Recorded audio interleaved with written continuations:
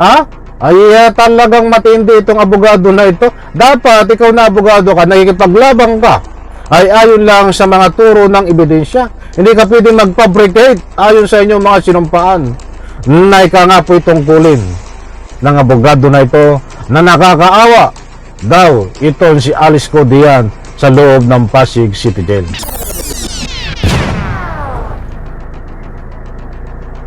Alright, welcome back to my YouTube channel. I'm Andy's Vlog. Ito, mga kaibigan, latest update dito ho kay Alice Go, nakasalukuyang nakakulong diyan sa Pasig City Jail. Nako, ilang araw na ho itong nakakulong diyan sa Pasig City Jail.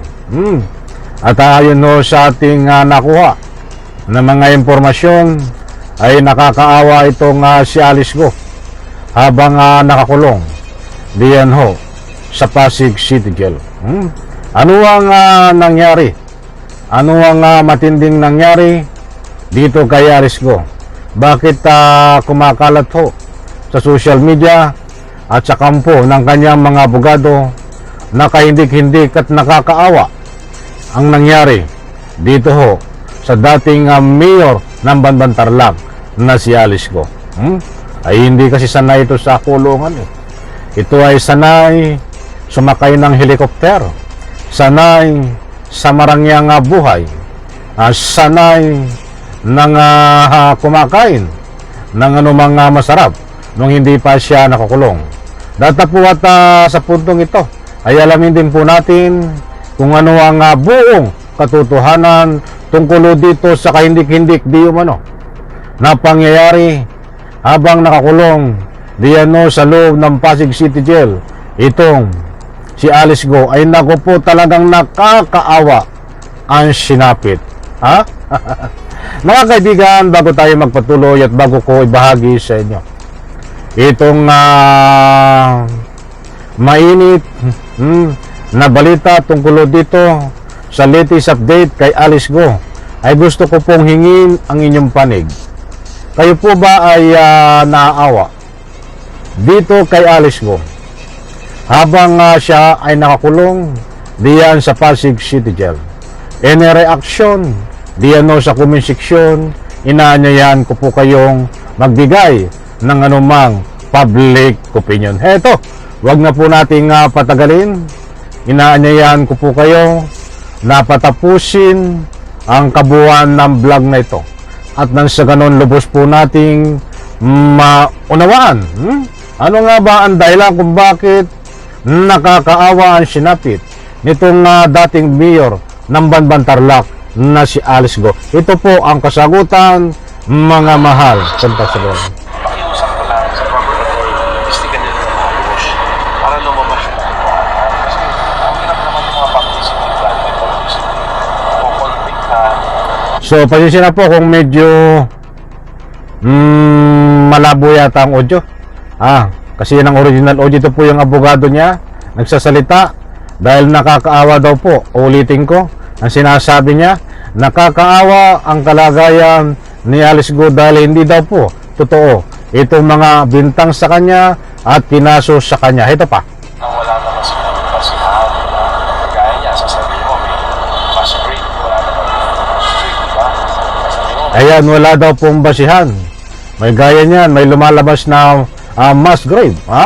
O inuulit ko lang po, medyo sa entrada, simula ng kanyang mga pinagsasabi ay medyo malabo yata ang audio, para lubos nyo pong maunawaan, at maya maya ho ay magbibigay po tayo ng full commentary. Ito pong naririnig yung audio, ito po ay abogado nitong si dating Mayor Alice Go ng Banban Tarlac, na ayon nga dito sa abogado na ito ay naaawa na siya dito, kawaawa ang kalagayan ni dating Mayor Alice Go.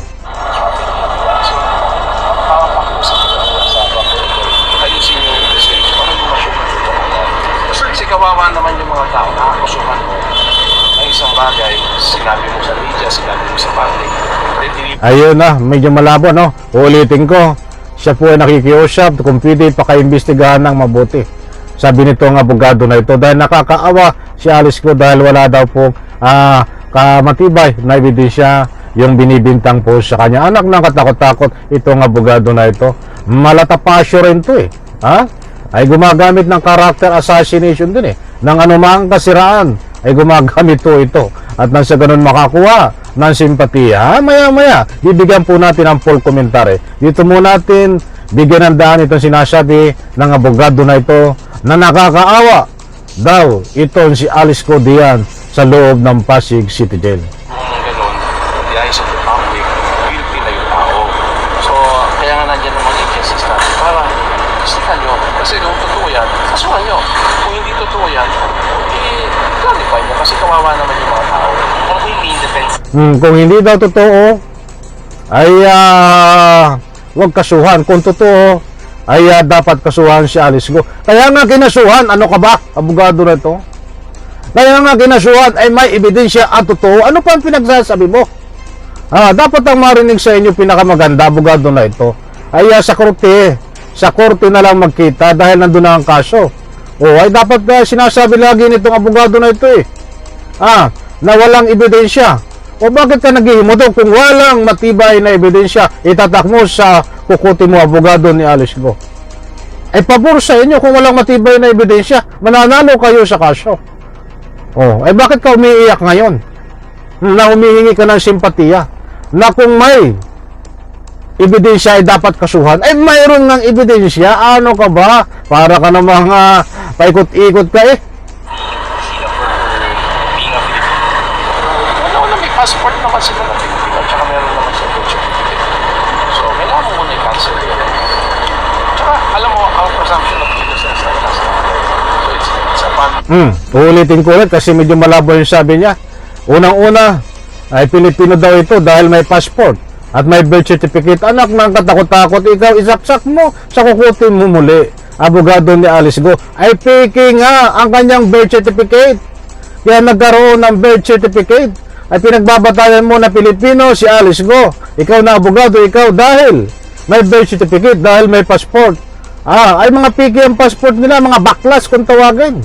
Ay talagang matindi itong abogado na ito. Dapat ikaw na abogado ka, nakikipaglabang ka, ay ayon lang sa mga turo ng ebidensya.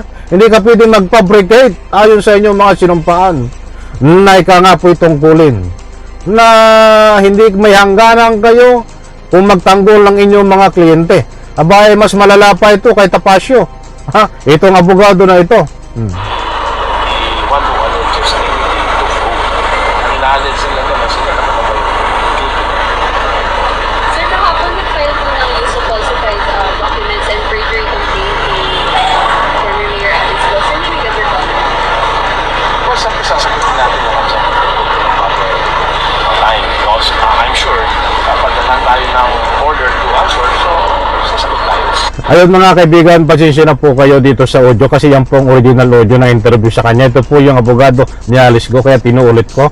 Ang gusto ko lang pong ipunto, mga mahal, kung taga-subaybay, ay umiiyak po itong abogado na ito na ang pinaglalaban niya ay kawawa daw po itong si Alice Go dahil wala daw pong ebidensya. Kaya't nakakaawa diyan sa Pasig City Jail. Muli kong ulitin, ito yung unang part kung ano ang sinabi niya. Pasensya na po ha, kasi medyo malabo. Iusap ko lang sa proper authority, imbestigan nila ng maayos para lumabas yung katotohanan. Kasi ang hirap naman yung mga publicity, dahil may publicity, o convict na wala naman silang kasihan. Kagaya niya, sasabihin mo may fast break, wala naman street, di ba? Sasabihin mo may human trafficking, di ba? So, ang pakiusap ko sa proper authority, ayusin yung investigation para lumabas yung katotohanan. Kasi kawawa naman yung mga tao na akusuhan mo ng isang bagay, sinabi mo sa media, sinabi mo sa public, then iniwan mong ganun, the eyes of the public, guilty na yung tao. So, kaya nga nandiyan naman agencies natin para isikan yun. Inulit ko doon talaga ang sabi nga niya, nakakaawa naman yung tao dahil walang ebidensya. Dahil kung may ebidensya daw ay dapat kasuhan, kaya nga kinasuhan, ang hirap mo rin makaintindi. Hindi mo magkakaso ang anumang ahensya kapag walang ebidensya. Ang DOJ, dumaan sa DOJ, ni-review, mayroong probable cause, kaya nakasuhan siya ng human trafficking. Qualified human trafficking. Ang naghahamon itong abogado na ito. Huli na sa balita to eh. Sabi niya, pakaimbestigahan ng mabuti. Dahil alam daw niya na walang matibay na ebidensya. At kung may ebidensya, ay dapat kasuhan. Oh, kaya nga nakasuhan dahil may ebidensya Anak ng katakot-takot, ano ba ito? Mas matindi pa kay Tapasio. Mga kaibigan, ay lumang tugtugin na itong pinagginagawa nitong abogado na ito. Katulad nga po ng nasabi ko, ay hindi po lahat ng abogado ay nagtatanggol. Mayroon po diyan na ika nga ho, ay bumabanat ho sila ng banat kahit hindi na po sa legal na pamaraan, katulad ng paggamit ng mga character assassination o anumang kasiraan sa mga kalaban niya. Katulad po nito, ay sinisiraan po nitong abogado na ito na wala daw pong ebidensya. Kaya nakakaawa itong si Alice Go. Diyan ho sa Pasig City Jail, kung makukumbik daw di umano ito, ay nakakaawa dahil mahatulan ng walang kasalanan. Yan ang gustong ipunto nitong abogado ni Alice Go. Mga kaibigan, reaksyon dito po sa mga binitawan na pananalita statement nitong abogado ni Alice Go. Diyan po sa comment section, inaanyayahan po kayo na magbigay ng anumang public opinion. Ito rin po ang may kagagawan Hindi naman tayo kasi next week, ayon po sa akin nakuhang impormasyon, ay ito nga si Alice Go ay kumpirmado magpapail ho ng kanyang pagkandidato bilang tatakbo ho ng mayor muli ng Banban Tarlac. Hindi po tatakbo yan kung hindi ho dito sa sulsol ng abogado. Ay gustong gusto ng abogado yun Diyan sila magkakapera May mahabang tala yan. Ito yung abogado nito dahil si Alice Go ay nakakulong diyan ho sa Pasig City Jail. Alam niyo kung bakit? Ayan ang isang paraan para ho sila patuloy na kumita ng ika nga po'y talent fee. O patuloy ang kaso, patuloy ang hearing. O, di po ba? Ay kung nagtatago ho sa Alice Go, ay di wala ho silang kita.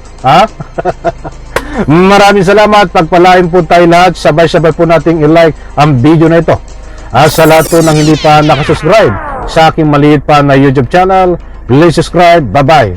Ang palakpakan, huwag pong kalimutan i-share ang video na ito.